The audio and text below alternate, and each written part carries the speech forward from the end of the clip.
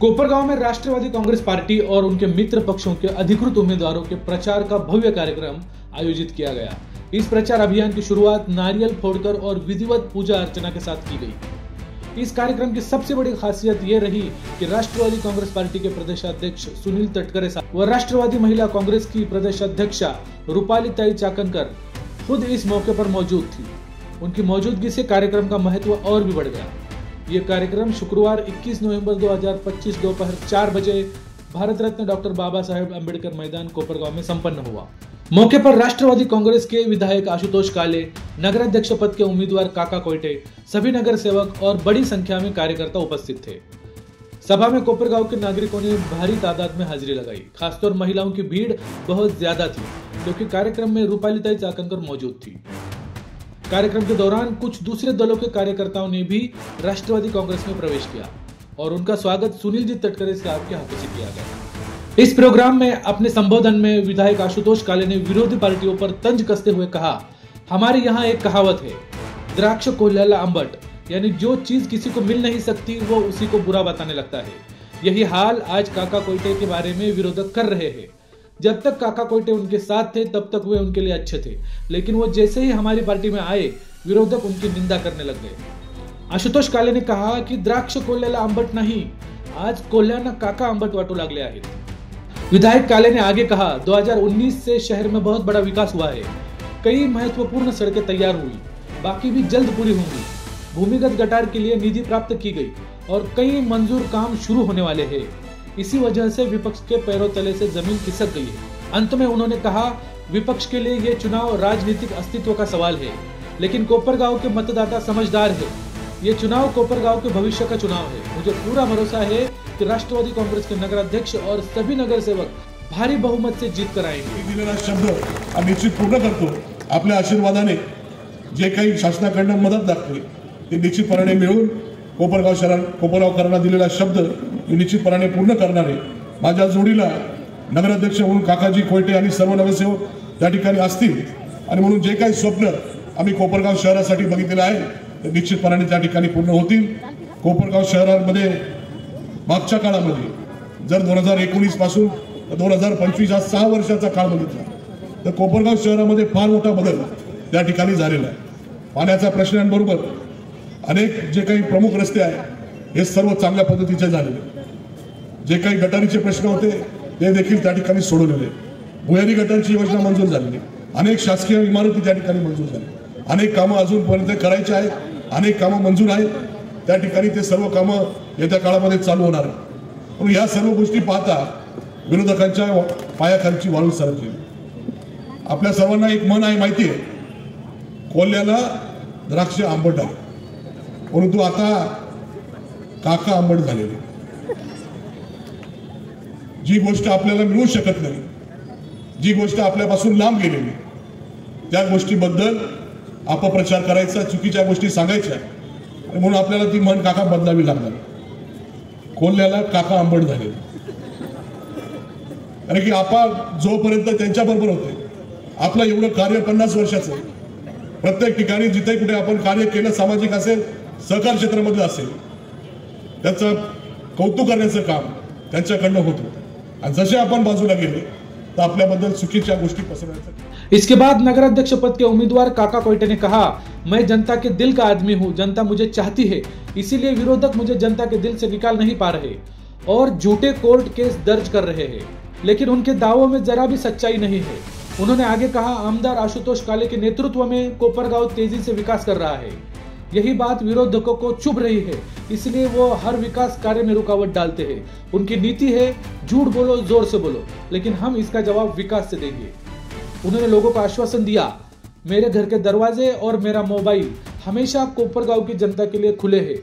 जब तक सांस है मैं कोपरगांव की तरक्की के लिए काम करता रहूंगा। की मी अनेक वर्ष राजकारणापासून बाहेर असताना सुद्धा आपण मला राष्ट्रवादी काँग्रेस पक्षामध्ये सामावून घेतलं।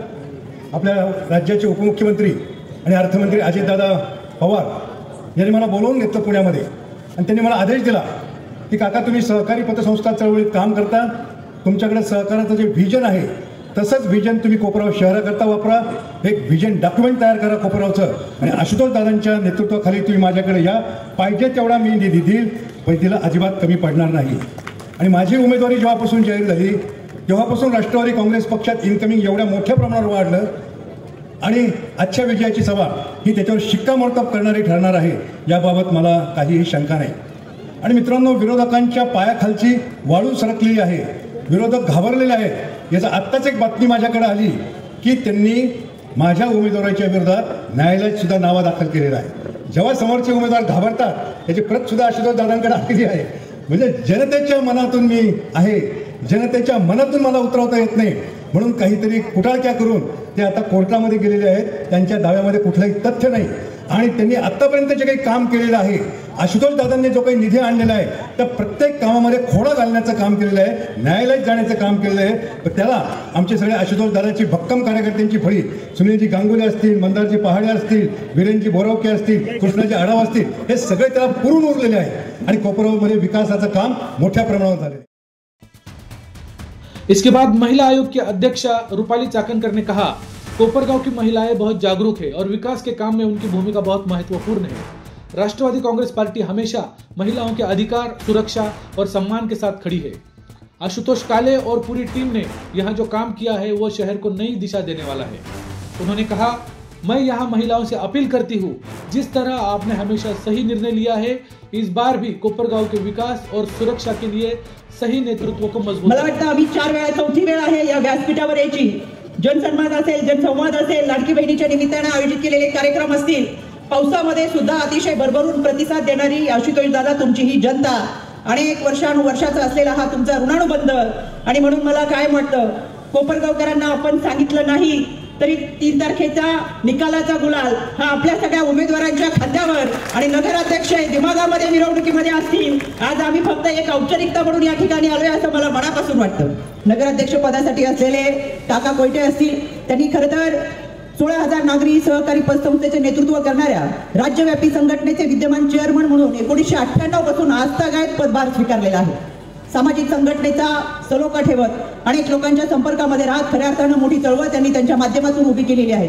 इतक्या मोठ्या प्रमाणातले काकांची कामं आहेत की मी सांगू शकणार नाही, पण आपल्या सगळ्यांना आमच्यापेक्षा जास्त परिचय आहे.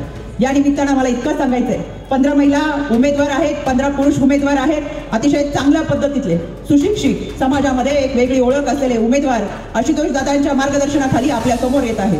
आणि खऱ्या अर्थानं आपले प्रश्न सोडवण्यासाठी आपल्यातलाच एक माणूस आपण निवडून देणार आहे. 27 दिवसांनी येणारा पाणी ते आपण 3 दिवसावरती घेऊन आलात. आमच्या महिला भगिनींच्या डोक्यावरचा हंडा जो खाली उतरवतो त्याला आम्ही महिला भगिनी डोक्यावर घेऊन नाचतो, हे 1.25 लाखाच्या मताधिक्याने दाखवून दिलेलं आहे. और आगे प्रदेशाध्यक्ष सुनील तटकरे ने कहा, कोपरगांव के विकास के लिए उप मुख्यमंत्री अजित दादा पवार और महायुति सरकार का पूरा समर्थन आमदार आशुतोष काले के साथ है. नगर परिषद से आने वाला हर विकास प्रस्ताव मैं प्रदेशाध्यक्ष के नाते मजबूती से मंजूर करवाऊंगा. वो आगे बोले, 24 दिन में मिलने वाला पानी आज 3-4 दिन में मिलता है. यह आशुतोष काले जैसी कामगिरी करने वाले नेता की वजह से हुआ है. पिछले 4 साल नगर सेवक न होते हुए भी आशुतोष काले ने नगर सेवक की तरह जनता की सेवा की है. ऐसे कर्तव्यगार नेता के पीछे खड़े होने की अब जरूरत है. उन्होंने अंत में कहा, ये चुनाव सिर्फ राजनीति नहीं, कोपरगांव के भविष्य का चुनाव है और मुझे पूरा भरोसा है कि राष्ट्रवादी कांग्रेस का नगर अध्यक्ष और सभी नगर सेवक भारी वोट से जीत कर आएंगे. आणि आज मला अभिमान वाटतोय की 2.5 वर्षाच्या सत्तेच्या सहभागामध्ये एनडीएच्या मध्ये त्या ठिकाणी असताना केंद्र पातळीवरती असेल, राज्य पातळीवरती असेल, पण या संबंध सत्तेचा उपयोग आशुतोषनी त्याच्या स्वतःच्या उन्नतीसाठी केला नाही, तर हजारो कोटी रुपयाचा निधी या परिसरामध्ये आणत पायाभूत सुविधाचं जाळं त्यांनी उभा करण्याचा त्यांनी प्रयत्न केला. नगरसेवक नसल्याच्यामुळे स्थानिक अनेक प्रकारची ज्या वेळेला उकल करण्याची पाळी आली. आशुतोषनी आमदार म्हणून काम केलंच, पण आशुतोषनी नगरपालिकेचा नगरसेवक म्हणून सुद्धा तुम्हाला सर्वांना सेवा दिली. म्हणून नगरसेवक जरी नव्हते तरी त्या नगरसेवकाची उणीव भाडून देणारा एक चांगला नेता आज या विधिमंडळाच्या माध्यमातून तुम्हाला त्या ठिकाणी पाहायला मिळू शकतो. आप देख रहे हैं जनता की नजर, जहां बात होती है हकीकत की.